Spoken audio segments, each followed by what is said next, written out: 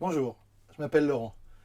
Vous devez vous demander pourquoi je suis dans cette vieille télévision qu'on pourrait retrouver dans le grenier de vos grands-parents. C'est parce qu'on peut faire un parallèle entre la manière dont l'Internet a intégré la télévision et ce que l'on vit actuellement avec l'Internet des objets.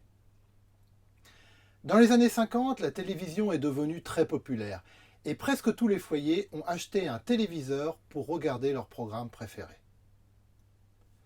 Des réseaux de distransmission dédiés ont été déployés partout sur la planète. En fait, chaque type de communication avait son propre réseau. Un pour la radio, un pour le téléphone, un pour le téléx.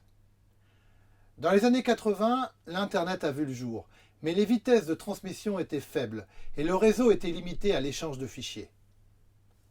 Dans les années 90, les images et l'hypermédia avec le World Wide Web sont apparus en lien avec l'augmentation des débits. Toujours dans les années 90, l'augmentation en puissance des microprocesseurs a permis la numérisation du signal télé. Les téléviseurs ont commencé à inclure des microprocesseurs et les réseaux sont passés d'une transmission analogique à numérique, mais ils sont restés dédiés à cet usage unique, diffuser la télévision. Avec l'entrée dans le nouveau millénaire, l'Internet a gagné en débit avec la DSL et les fibres optiques.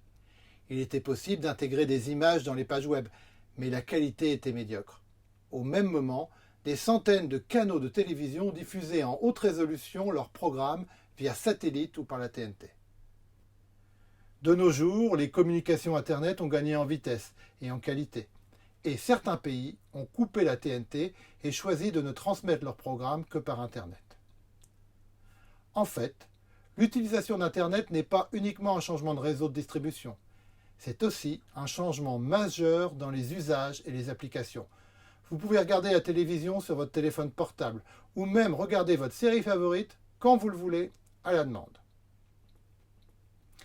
De cet exemple, on peut définir 3 phases dans le développement d'une technologie. Dans la première phase, un réseau spécifique est construit pour un usage bien défini. On appelle cela une approche verticale. Une technologie est dédiée à un seul usage. Il est difficile d'échanger de l'information entre deux verticales. On fait aussi référence à des silos car ils sont isolés. Dans une seconde phase, les verticales commencent à intégrer des technologies communes, mais pas d'une manière coordonnée. Elles ne peuvent toujours pas communiquer facilement car elles n'ont pas fait les mêmes choix.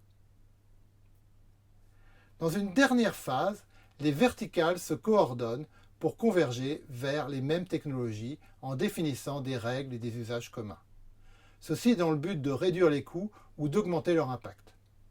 Dans ce cas, on parle d'horizontale car elle couvre plusieurs secteurs. L'Internet est devenu une de ces horizontales pour beaucoup de services. L'Internet des objets suit ce même mouvement. Des solutions particulières ont émergé pour résoudre des besoins spécifiques en agriculture, dans l'automobile, dans la santé, dans l'énergie. Quand les réseaux Internet ont permis des communications à faible coût, l'architecture de l'Internet a été prise en compte, mais sans compatibilité. Le changement qu'on vit actuellement est la définition de fonctionnalités communes à différents domaines, le but étant de réduire les coûts, mais également de croiser les informations pour une meilleure gestion du processus industriel et un meilleur usage des ressources.